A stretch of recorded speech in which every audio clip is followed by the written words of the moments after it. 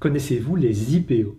Il s'agit des Initial Public Offerings qui correspondent à l'introduction en bourse des actions d'une société.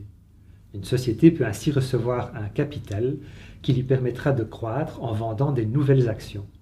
Cela a donc lieu sur des marchés boursiers qui sont réglementés et où l'entreprise émettrice est tenue à bon nombre d'obligations légales. Ces dernières années, une nouvelle méthode de financement est apparue, utilisée principalement par les sociétés qui développent des nouvelles blockchains ou des applications basées sur des blockchains existantes. Celle-ci offre une ICO, une Initial Coin Offering, qui est une levée de fonds en crypto-monnaie. Cette levée de fonds est faite en ligne. La société présente son projet, qui dans la majorité des cas n'en est qu'au stade d'idée ou au début de son développement, de manière plus ou moins détaillée, et son équipe sur un site web, et demande des fonds selon des modalités qui seront également décrites. C'est un équivalent au crowdfunding, où chacun peut investir dans des projets ou des produits présentés en ligne par leurs créateurs.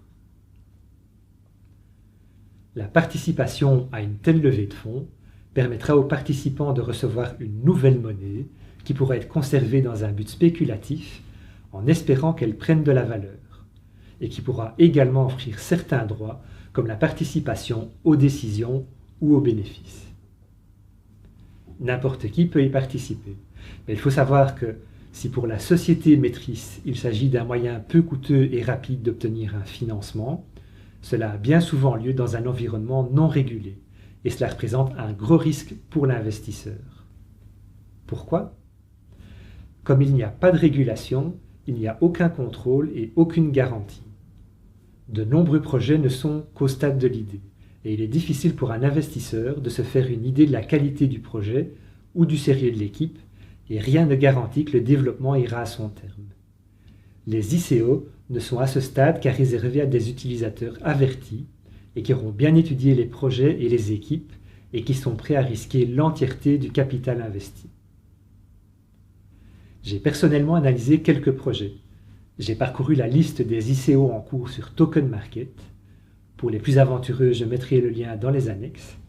Et j'ai regardé les projets qui m'attiraient et qui me semblaient sérieux en me basant sur les informations de leur site web.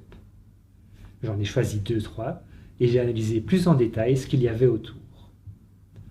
En grattant un peu, je me suis aperçu par exemple que pour l'un, la page Facebook avait 8000 fans et que sur chaque post, 800 personnes commentaient systématiquement en disant « c'est génial » ou « c'est super ».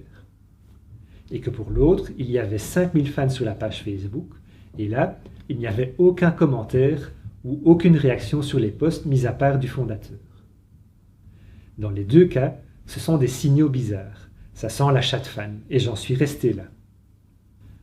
Tout cela ne veut pas dire qu'il n'y a pas de bons projets qui généreront des applications intéressantes et des profits. Mais à ce stade, il est difficile d'identifier les projets prometteurs et il s'agira plutôt d'une loterie. Je pense que nous serons d'accord pour dire que tout cela est fort aléatoire pour un investissement.